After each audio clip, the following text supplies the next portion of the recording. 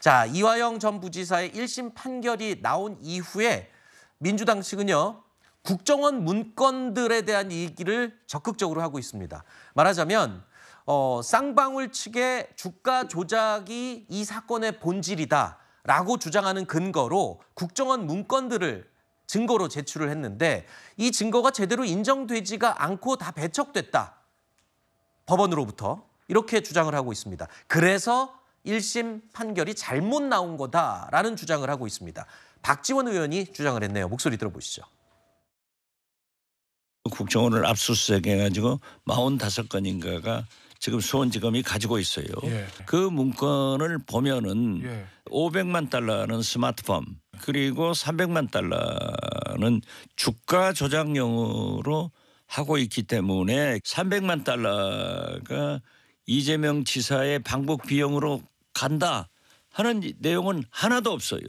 국정원의 공식적인 문건이 압수수색됐으면은 증거로 채택돼야 된다. 국가 문건이고 사실이니까 이것이 증거로 배척됐다고 하면은 무죄가 됐을 것이다.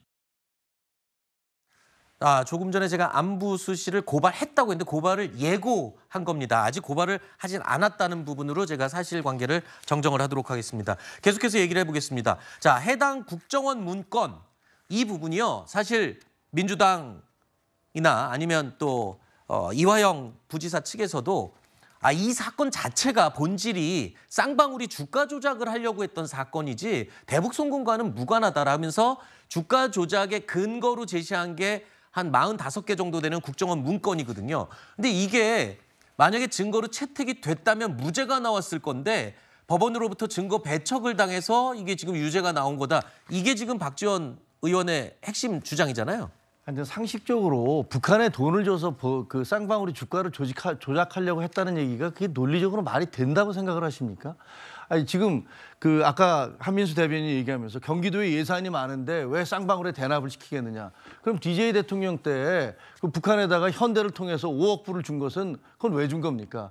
우리 모두 알고 있습니다. 북한이 남한의 정치인들을 부를 때는 대부분 뒷돈을 엄청나게 많이 요구합니다. 그런 것들이 수없이 이루어져 왔잖아요.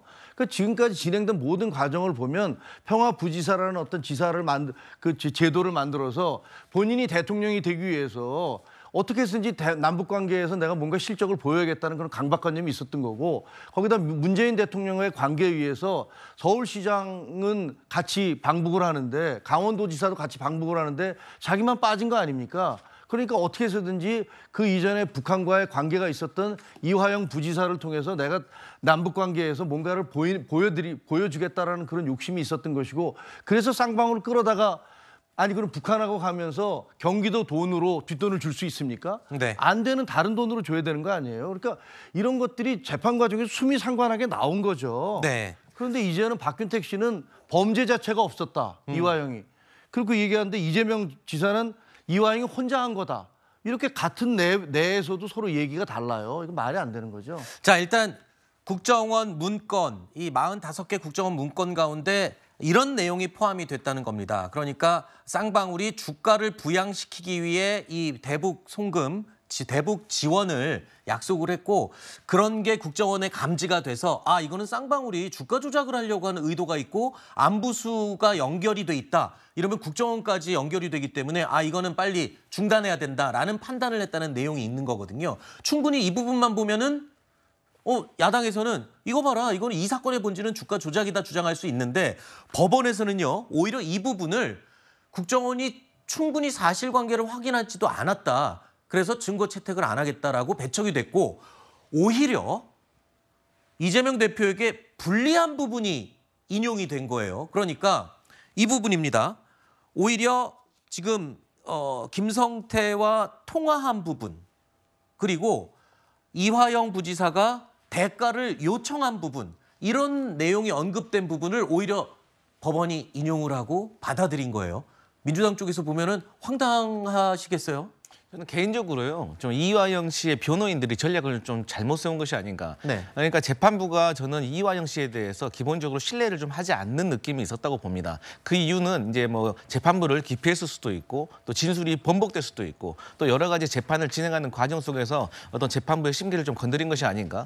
그런데 그런 게 있습니다. 우리나라에서 대북과 관련해서 가장 정보가 많고 공식적으로 활동을 할 수 있는 국가기관이 어디입니까? 국가정보원이에요. 그렇기 때문에 그런 국가정보원의 문서를 무작정 배척하는 것은 제가 봤을 때는 쉬운 일은 아니다. 그리고 안부수 씨의 1심 재판에서 보면 어찌됐건 쌍방울의 김성태가 주가 상승을 위해서 이런 일을 벌였다라고 인정을 해서 유죄를 줬잖아요. 네. 그래서 이런 정황들이 제가 봤을 때는 1심 재판부에서 좀 제대로 소명되지 않았다 이렇게 보고 있습니다. 제가 안부수 씨 재판 말씀하시니까 하나만 팩트를 짚어드릴게요. 지금 그 안부수 씨에 대한 1심 판결은요. 작년 5월 23일에 수원지법에 선고가 됐습니다. 우리 언론에서 쭉 그 일지를 정리해서 최근에도 나왔던데요. 검찰이 국정원 문건들을 확보한 게 언제냐면은 작년 5월 22일이에요. 그러면 안부수 씨 1심 재판에는 제출이 안 됐겠죠. 그리고 김성태 회장이 이 사건에 관련해서 증언을 하기 시작한 것이 작년 7월 11일, 그러니까 안부수 씨 판결 나오고 나서입니다. 그러니까 두 사건의 결론이 다르다고 해서 지금 그것을 문제 삼는 것은 적절하지 않고 아마 이것은 항소심에 가면은 사실관계를 일치시키게 될 겁니다. 근데 제 말씀은요. 안부수 씨의 재판이 국정원의 문건에 영향을 받았다는 게 아니라 국정원 영향을 안 문건, 받았죠. 문건대로 네네. 있고 문건대로 있고 네. 1심 재판은 1심 재판대로 주가 상승을 하는데 기여했다라고 한다는 거예요. 그 결함한 게 아닙니다. 알겠습니다. 이 국정원 문건의 내용이 인정되느냐 아니냐 여부도 이제 앞으로 열릴 이재명 대표의 재판에서 아주 쟁점이 될 만한 그런 요소입니다. 저희가 그 부분도 앞으로도 계속 지켜보도록 하겠습니다. 어쨌든 이재명 대표는 기소가 됐습니다.